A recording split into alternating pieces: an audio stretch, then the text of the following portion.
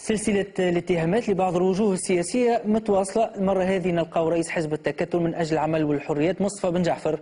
هذا ما نستنتجوه من حديث جمال الماجري جريح الثورة وأصيل ولاية القصرين، اللي أكد تنكر حزب التكتل لمجهوداته خاصة خلال انتخابات 23 أكتوبر 2011.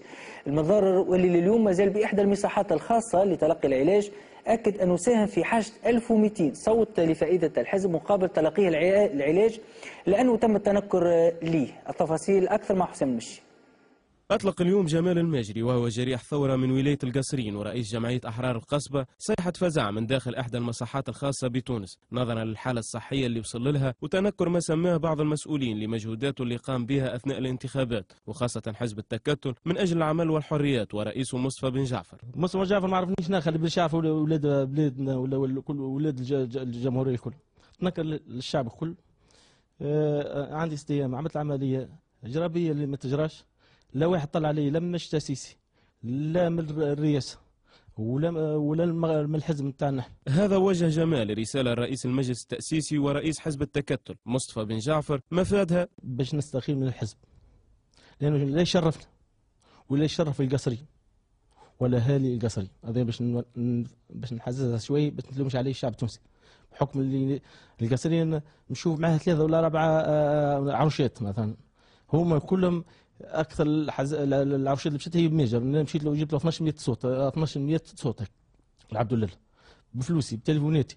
شهرين نمشي له على كرهوته وليت كاك جماعه التجمع قبل نجيو بالكرهوه الحمراء ولا يقولوا تجمع رقم 2. خدمته بفلوسي مقرات خلص انا اللي بحاله خلص يبعث لي فلوس. ما مشيش انا راهي تسكرت مقرات في القصري. بس بينا وعد على روحي الحزب هذا ما عادش يشرف وما عادش يشرف اهلي ما عادش مستعرف به. 1 2 مصطفى بن جعفر وعد مع عند خوه دخل سيدي بوزيد المره اللي فاتت وكلا حجرات بحاولها اذا كان على جث يدخل القصر المره الجايه. جمال واللي يعاني ظروف صحيه صعيبه وصل لحد الندم على ما وصلت له تونس من بعد الثوره. ندمت اللي نعمل مش بتاع الثوره، ندمت اللي نعمل الثوره من اصل.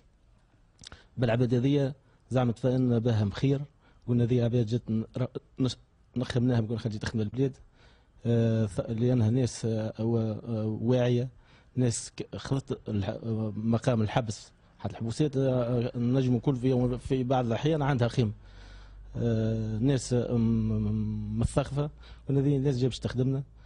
الناس كل نخبها معناها بقلب ورب على أساس مصلحة ليهم مش مصلحة لهم، لكن ولت الحكاية بالعكس.